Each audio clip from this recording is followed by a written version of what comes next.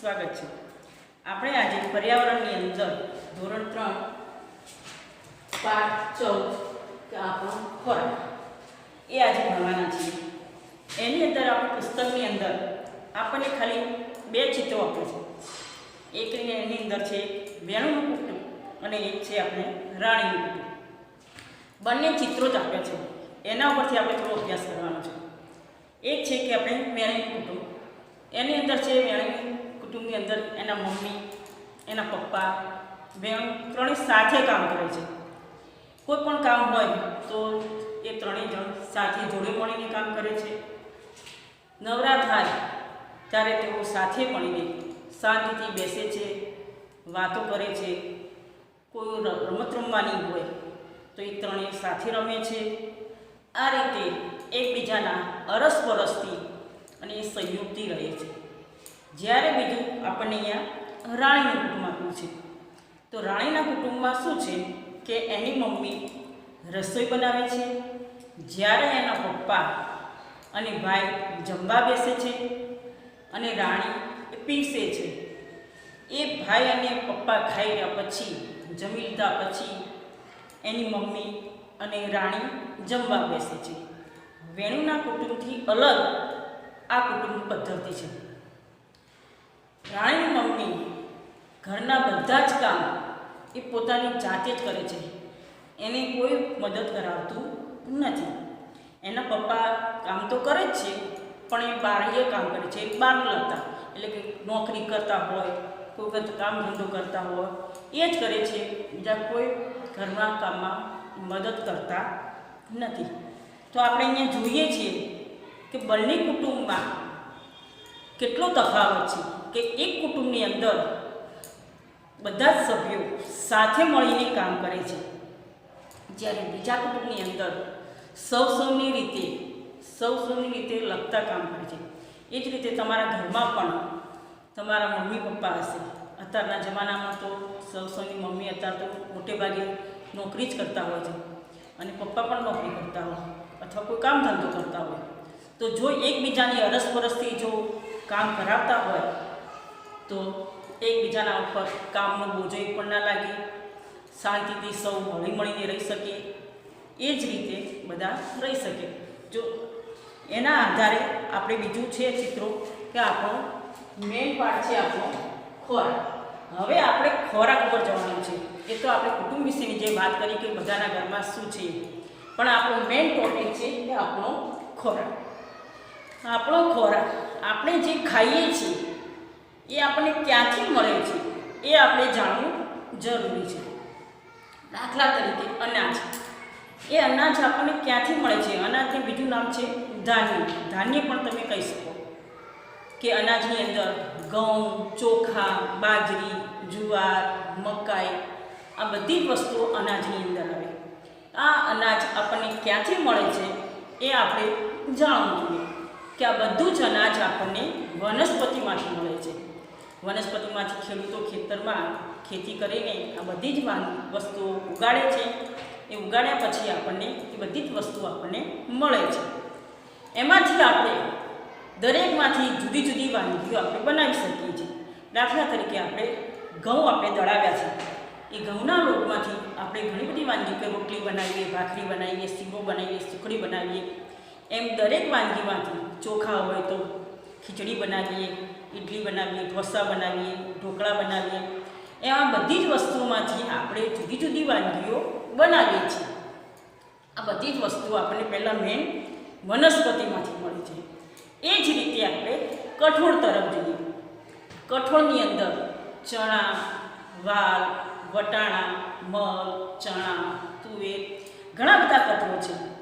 એ કઠોળની અંદર આપણે ઘણા શાક પણ બનાવીએ છીએ। એમને મગ બાફીને આપણે શાક બનાવીએ, મગને પછી ઘંટીમાં દળીને એની દાળ બનાવીએ, એની ખીચડી પણ બનાવીએ છીએ। એની દાળના આપણે દાળવાળા પણ બનાવી શકીએ। પછી ચણા હોય તો ચણાના લોટમાંથી આપણે ભજીયા બનાવીએ, સેવ બનાવીએ, આ બધું બનાવીએ। એમ દરેક વસ્તુઓ કઠોળમાંથી પણ આપણે જુદી જુદી વાનગીઓ બનાવીએ છીએ। એ જ રીતે આપણે અહીંયા શાકભાજીની અંદર જોઈએ કે શાકભાજી આપણને ક્યાંથી મળે છે। ઘણાના લોકો તો ગામડામાં જતા જ નથી. ઘણા વ્યક્તિને ગામ જેવું તો જે જ બાળકો ગામની અંદર રહેતા હોય એમને થોડી ઘણી ખબર હોય કે આ બધું વસ્તુઓ આપણને ક્યાંથી મળે. પણ જે લોકોને ખેતર નથી જોયા કે ગામ નથી જોયું એ બાળકોને ઓછી ખબર હોય. તો આપણે આ શાકભાજી જે બજારમાંથી ખરીદી લાવીએ છીએ તો આપણને ક્યાંથી મળે છે? તો આ બધી જ શાકભાજી કે છે, બટાકા છે, ડુંગળી છે, ટામેટાં છે, ગુવાર છે, ફુલાવર છે, રીંગણ છે, આ બધા જ શાકભાજી આપણને વનસ્પતિમાંથી મળે છે. હવે શાકભાજીની અંદર છોડનો બીજો ભાગ એને કંદમૂળ કહેવામાં આવે છે. કે છોડનો બીજો ભાગ આપણા પુસ્તકની અંદર આપે છે કે છોડનો બીજો ભાગ એને કંદમૂળ કહેવામાં આવે છે. બીજો ભાગ એટલે કે તમે કયા શાકભાજી લેશો કે બટાકા. બટાકા ક્યાં થાય? તો કે જમીનની અંદર. એને છોડનો બીજો ભાગ કયો? જમીનની અંદર થાય અને છોડનો બીજો ભાગ કે એના ઉપર જે ઘાસ હોય એ ઉપર હોય, જે આપણે ખાવાનું ફળ હોય એ જમીનની અંદર હોય છે એટલે કે બટાકા. ડુંગળીમાં તો આપણને ઉપરની લીલી ડુંગળી પણ ઉપરનો ભાગ ખાઈ શકીએ અને નીચેનો ભાગ પણ આપણે ખાઈ શકીએ, એ બંને આપણે ખાઈ શકીએ છીએ. બીજું કે ગાજર એ જમીનની અંદર થાય છે. જેના ઉપરનો જે ભાગ હોય ઘાસ એ આપણે ગાયો ભેંસોને ખવડાવીએ છીએ. ગાજર એ આપણે ખાઈએ છીએ. મૂળા પણ જમીનની અંદર થાય છે. એ ઉપરનો ભાગ પણ આપણે ખાઈએ છીએ. ભાજી માટે આપણે વાપરીએ છીએ. ભાજી માટે પણ વાપરીએ છીએ. અને મૂળા પણ આપણે ત્યાં શિયાળાની ઋતુમાં મૂળા ખાઈએ છીએ. હળદર, રતાળું, સૂરણ એ બધી જ વસ્તુઓ એ જમીનની અંદર થાય છે. એટલે આ બધી જ વસ્તુઓને આપણે કંદમૂળ કહેવામાં આવે છે. એ ઉપરાંત આપણે હવે જઈએ ફળો ઉપર. કે તમે આ બધા જે ફળો ખાઓ છો કે સફરજન, કેળા, દાડમ, પછી સીતાફળ, ચીકુ, તમે આ જે ખાઓ છો ફળ એ તમને શેમાંથી મળે છે? એ પણ તમારે જો તમે તો ખાલી બજારમાંથી ખરીદી લાવો છો, મમ્મી લાયા કે અથવા પપ્પા લાયા, તમે ખાઈ લીધું, પણ તમે એવું વિચાર્યું નહીં કે આ વનસ્પતિ આપણને ક્યાંથી મળે છે? આ બધા ફળો આપણને ક્યાંથી મળે છે? તો આ બધા ફળો આપણને વનસ્પતિમાં મળે છે. કોઈનો છોડ હોય તો કોઈનું ઝાડ હોય અથવા કોઈના મોટા ઝાડ હોય, એ રીતે આપણને આ બધા જ ફળો મળે છે. અમુક એવી વનસ્પતિ છે જે ઔષધિ તરીકે વપરાય છે. ઔષધિ તરીકે વપરાય છે એની અંદર છે કે તમને કોઈ ઈજા થઈ જાય. આપણે સ્કૂલની અંદર ઘણા બાળકોને તમને રિસેસ પડે છે ત્યારે વાગ્યું હોય છે, તો આપણે અહીંયા ડેટોલ લગાવીએ, કોઈ બીજી કોઈ દવા લગાવીએ અને તમારે લોહી નીકળતો આપણે બંધ કરીએ છીએ. જ્યારે ઘણાના ઘરમાં આપણને આવી કોઈ દવા ના હોય તો આપણે શું કરીએ? તો આપણે શું કરીએ કે હળદર હોય. આપણા ઘરમાં બધાના જ ઘરમાં હળદર તો હોય છે કે મસાલા તરીકે આપણને વપરાય છે, તો હળદર તો હોય છે. એ હળદર આપણે જે વાગેલા ભાગ ઉપર આપણે લગાવીએ તો આપણે લોહી નીકળતું બંધ થઈ જાય અને હળદરવાળું આપણે તરત દૂધ પી લઈએ તો આપણે શરીરમાં રાહત થાય છે. એ જ રીતે પેટમાં દુખાવો હોય. ઘણા આપણે સ્કૂલમાં પણ રિસર્ચ પડે ઘરે જવું હોય અને બહુ આપણે ટીચરમાં પેટમાં દુખાય છે અને આમ થાય છે તેમ થાય તો આપણે સ્કૂલમાં તો ગોળી આપીએ, તો બીજી કોઈ ઔષધ તરીકે દવા આપણે રાખતા નહીં. પણ ઘરે મમ્મી શું કરે? અજમો આપે, અજમાની અંદર થોડું મીઠું આપે, અથવા વધારે ગેસ જેવું લાગે હોય તો અંદર થોડી હિંગ નાખે અને એ આપણને મસળીને ખવડાવી દે છે. એ જ પ્રમાણે આપણને જ્યારે શરદી થાય, ઉધરસ થાય, એવી થાય ત્યારે શું કરે મમ્મી? આ શિયાળાની અંદર તો ખાસ કે શરદી ઉધરસ તો આપણને ખાસ રહેવાની, તો મમ્મી શું કરે છે? તો સૂંઠ ગોળ અને ઘીવાળી સરસ મજાની આપણને ગોળી કરીને આપે. પછી તુલસી, આદુ, અરડીસનો રસ બનાવીને આપે, એની અંદર મધ નાખે, આ બધું આપણને બનાવીને આપે છે. એ જ રીતે જો કોઈ દાંતનો દુખાવો હોય તો એની અંદર લવિંગ ગરમ કરીને જે દબાવવાથી દાંતનો દુખાવો મટી જાય છે, અથવા લવિંગનું તેલ હોય તો એ લગાવવાથી આપણે દાંતનો દુખાવો મટી જાય. તો આ બધું આપણને ક્યાંથી મળે છે? તો આ બધું આપણે વિચારવું જોઈએ કે આ બધી જ વસ્તુઓ આપણને વનસ્પતિમાંથી મળે છે. જે આ બધી વસ્તુઓ આપણને વનસ્પતિમાંથી મળતી હતી તે આપણે જોયા કે ધાન્ય, કઠોળ, શાકભાજી, ફળો, ઔષધ તરીકે પણ આ બધી જ વસ્તુઓ આપણને વનસ્પતિમાંથી મળે છે. બીજી વસ્તુ આપણને મળે છે કે જે પ્રાણીઓમાંથી મળે છે. એમ કે ટીચર પ્રાણીઓમાંથી શું વસ્તુ મળે? આ બધું તો આપણને મળે જ છે, તો પ્રાણીઓમાંથી પણ આપણને મળે છે. પ્રાણીઓમાંથી મેન એક તો આપણને દૂધ, ગાય, ભેંસ, ઘેટા, બકરામાંથી આપણને દૂધ મળે છે. બીજું કે ઈંડા. આ શિયાળાની ઋતુમાં ઘણા બધા લોકો ઈંડા ખાય છે, એ ઈંડા પણ આપણને મરઘીમાંથી મળે છે. બીજું છે માંસ. ઘણા દેશોની અંદર માંસ, માછલી એ બધું ખાસ ખાતા હોય, આ બધું આપણને પ્રાણીઓમાંથી મળે છે. આ બધી જ રીતે આપણો ખોરાક એ પ્રાણીઓ અને વનસ્પતિમાંથી મળે છે. આ આપણે અહીંયા જોઈ છે કે દરેક વસ્તુઓ અમુક વનસ્પતિમાંથી મળે છે, અમુક પ્રાણીઓમાંથી મળે છે. એ મળ્યા પછી આપણે એનું જુદી જુદી રીતે એનો ઉપયોગ કરીએ છીએ, એ આપણે અહીંયા થોડું જોઈશું. સવાલ જવાબના આધારે કે નીચેના પ્રશ્નના ઉત્તર 1-2 વાક્યોમાં લખો કે તમારા ઘરમાં વનસ્પતિમાંથી કઈ કઈ વાનગીઓ બનાવવામાં આવે છે. તો આપણે અહીંયા કહીએ છીએ કે ટીચર વનસ્પતિમાંથી તો કે ડાયરેક્ટ વસ્તુ બનતી હશે, પણ ડાયરેક્ટ વનસ્પતિમાંથી વસ્તુ નથી બનતી, પણ એનો ઉપયોગ આપણે પહેલાં ઘઉં લાવ્યા તો ઘઉં સીધા એની ભાખરી બની ન બને, રોટલી બની ન બની. ઘઉંને લાવ્યા પછી એને કંઠીમાં દળાવવા પડે, એમાંથી લોટ બની, એ લોટમાંથી આપણે થોડી જુદી જુદી વાનગીઓ બનાવી શકીએ છીએ. એમ મેં તમને કહ્યું હતું કે કઠોળની અંદર પણ જુદી જુદી વાનગીઓ કે દાળ કરીએ, ઘણા એનો લોટ ચણા હોય તો એની ચણાની દાળ બનાવીને એનો લોટ બનાવીએ, તો એ લોટની અંદરમાંથી જુદી જુદી આપણે વાનગીઓ બનાવીએ છીએ. તો અહીંયા હું તમને બતાવું છું કે અમારા ઘરમાં રોટલી એ ઘઉંમાંથી બની. શાક તમે જુદા જુદા શાકભાજી વાપરો છો તો એ પણ વનસ્પતિમાંથી મળે છે. દાળ આપણે તુવેરની બનાવીએ, કોઈ મગની બનાવીએ તો એ પણ એ છોડ ઉપર થાય, એમાંથી આપણે એને દાળ ઘડીને એ દાળ બનાવીએ છીએ.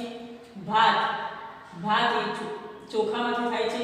ઇડલી એ ચોખામાંથી પણ આપણને મળે છે. કે ઢોસા પણ આપણે ચોખામાંથી બનાવીએ છીએ. ભજીયા એ ચણાની દાળમાંથી બનાવીએ છીએ. કચુંબરની અંદર કાકડી આવે, મૂળા આવે, ટામેટા આવે, આ બધું એ કચુંબરની અંદર આવે છે.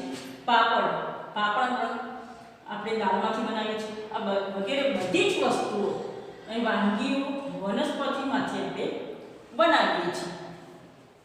એ જ રીતે કે તમારા ઘરમાં પ્રાણીઓમાંથી જે વસ્તુઓ મેળવાય છે તેના નામ. હવે પ્રાણીઓમાંથી મેં તમને કહ્યું કે પ્રાણીઓમાંથી આપણને દૂધ મળે, માંસ મળે, માછલી મળે, ઈંડા મળે, પછી મધ એ ખાસ મધ એ શેમાંથી મળે કે મધમાખીઓ મધ ભેગું કરે છે, એમાંથી આપણને મધ મળે છે. એ પણ આપણે ઔષધ તરીકે ઉપયોગ કરીએ છીએ. તો અહીંયા તમે જુઓ છો કે અમારા ઘરમાં ઘી, દૂધ, દહીં, છાશ, પનીર વગેરે વસ્તુઓ પ્રાણીજ પદાર્થોમાંથી મેળવાય છે. મેં તમને કહ્યું દૂધને આપણે મેળવા નાખી અને મૂકી રાખીએ તો એમાંથી દહીંને જ્યારે ભાગીએ ત્યારે એમાંથી છાશ બન્યા પછી એમાં માખણ બને છે. માખણને જ્યારે આપણે ગરમ કરીએ છીએ ત્યારે એમાંથી ઘી બને છે. તો ઘીમાંથી પણ આપણે ઘણી બધી વાનગીઓ બનાવી શકીએ છીએ, કે લાડુ બનાવીએ, સીવું બનાવીએ, સુખડી બનાવીએ. તો આ બધી શેમાંથી બની? કે પ્રાણીઓમાંથી બની. અને સુખડી આવી તો અંદર લોટ આવે તો વનસ્પતિમાંથી, બંને ભેગું થયું તો વનસ્પતિ અને પ્રાણી બંને વસ્તુને આપણે ભેગી કરીને એક વસ્તુ આપણે એક વાનગી બનાવી શકીએ છીએ. હવે કયા સ્વાદની વસ્તુઓ શરીરમાંથી ચિકાસ અને કફ દૂર કરે છે? આપણા શરીરની અંદર આ શિયાળાની ઋતુમાં કફ, ઉધરસ વધારે થાય, એટલે આ વસ્તુઓ દૂર કરવા માટે આપણે કઈ વનસ્પતિનો ઉપયોગ કરીએ છીએ એ ખાસ જોવા જેવું છે. કે તુરા સ્વાદની વસ્તુઓ શરીરમાંથી ચિકાસ અને કફ દૂર કરે છે. ઉદાહરણ તરીકે હળદર, અરડુસીના પાન, કેરીની પોટલી અને સોપારી. હવે તમે અહીંયા જોઈ શકો છો કે હળદર, અત્યારે આપણે શિયાળાની અંદર લીલી હળદર તમારા મમ્મી તમારા ઘરે લાવતા હશે. એ હળદર તમે એમાં મીઠું હળદર નીચોવીને ખાઓ તો શરીર માટે આ શિયાળાની અંદર ઘણી સારી છે. હવે અરડુસીના પાન, કોરોના આપણે વધારે આવ્યો એટલે બધા આ અરડુસીના તુલસીના પાન નાખીને આપણે ઉકાળો ખાસ આપણે બધાએ પીધો છે. તમારા ઘરમાં પણ તમે, તમારા મમ્મી પણ તમને પાયો હશે. કેરી મોટલી, આપણે કેરી તો ખાઈએ જ છીએ બરાબર, એનો રસ તો ખાઈએ જ છીએ, પણ જે કેરીની અંદર જે ગોટલી છે એનો પણ આપણે ઉપયોગ કરીએ છીએ. એ ગોટલીને ભાગીને એને પહેલાં મીઠું નાખીને બાફી નાખવાની, પછી એ સૂકવીને એ ગોટલીનો પણ આપણે ઉપવાસ તરીકે ઉપયોગ કરીએ છીએ. સોપારી, સોપારી તો તમારા જેવા નાના બાળકો ન ખવાય, પણ જે લોકો મોટા લોકો છે એમનું શરીરમાં જે લોહી જાડું થતું હોય તો આ સોપારીનો તેઓ ઉપયોગ કરી શકે છે. પછી તમને વધુ ગમતા સ્વાદ કયા કયા છે? તો તમને તો વધુ સ્વાદ તો એક તો ગળ્યો ગમે અને ખાટો ગમે. તો તમારી ઉંમરવાળા હોય તો ખાટો એટલે કે આંબલી. જો તમને મમ્મી ₹2 વાપરવા આપે તો તમે શું જાઓ દુકાનમાં તો શું લેવા જાઓ કે પેલી આંબલી જેવું મળે છે ખાટું ખાટું, એ બધું તમે લેવા જાઓ કે તમે તમારી ઉંમરવાળાને ખાટું વસ્તુ અને ગળી વસ્તુ વધુ ગમે છે. મોટા ઉંમરવાળાને આ વસ્તુ ખાટી વસ્તુ હોય તો એ લોકોને નળતી હોય છે. એ જ પ્રમાણે તમારા ઘરે રસોઈ માટે કયા કયા મસાલા વપરાય છે?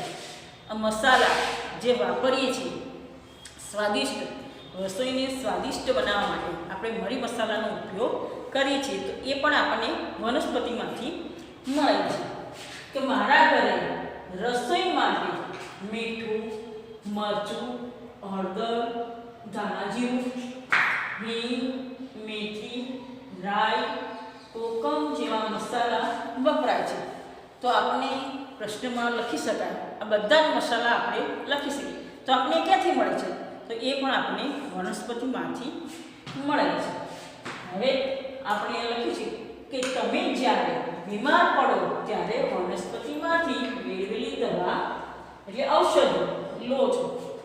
આપણે જ્યારે બીમાર પડીએ છીએ દવા લઈએ છીએ ઘરે, પહેલાં તો ઘરે આપણે ઘરગથ્થુ તો ઉપયોગ કરીએ છીએ, ડાયરેક્ટ દવાખાનામાં આપણે જતા નથી.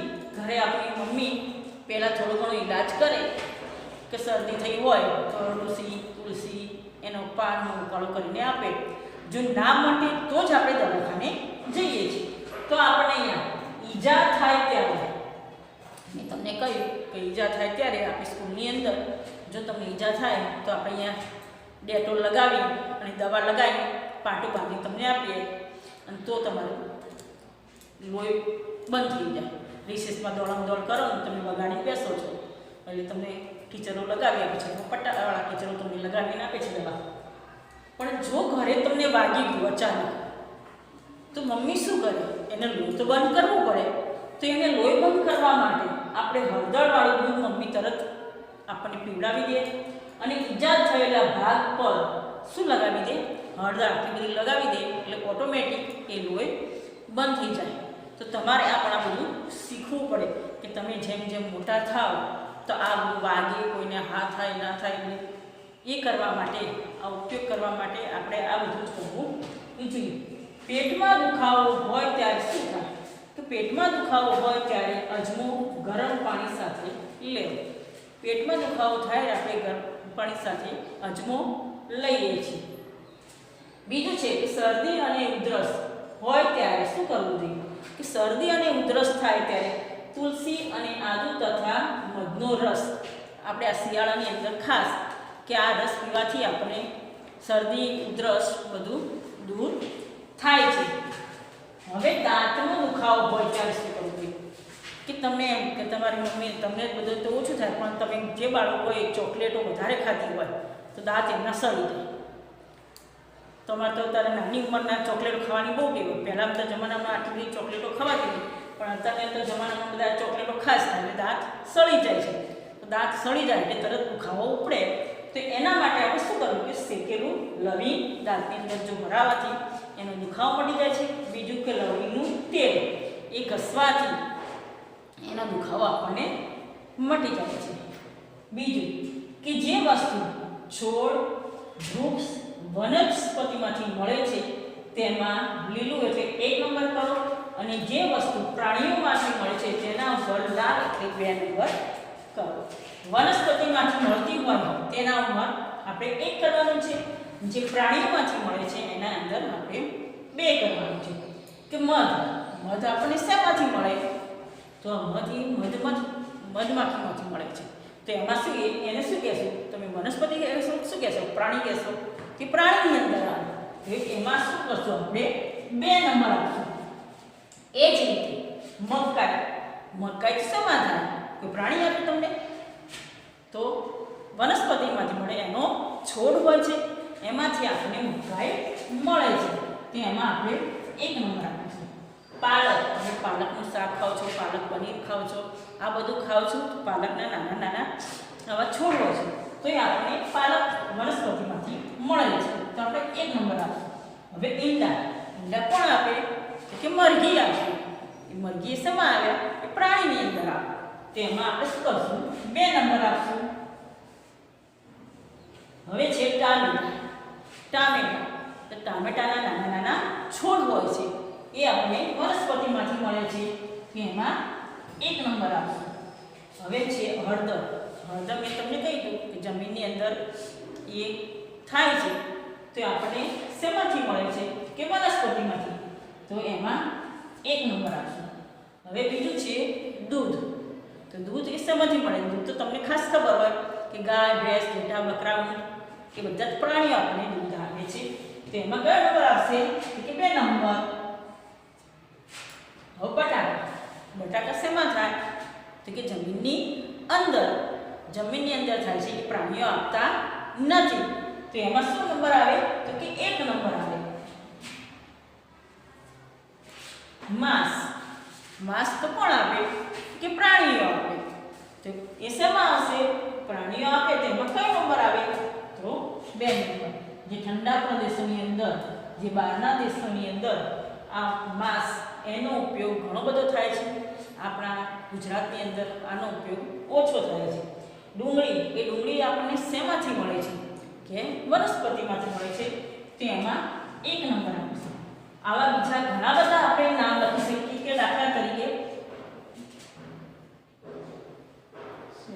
ગાજર આ તમે આ વધારાનું નામ આપ્યું કે રાઈ આપણે બીજા વધારાના નામ લખી શકીએ તો આપણે લખી શકીએ કે ગાજર એ આપણને વનસ્પતિમાંથી મળે છે તો આપણે એમાં 1 નંબર આપીશું. રાઈ પણ આપણી વનસ્પતિમાંથી મળે છે તો આ બધી જ વનસ્પતિમાંથી વસ્તુઓ મળે છે.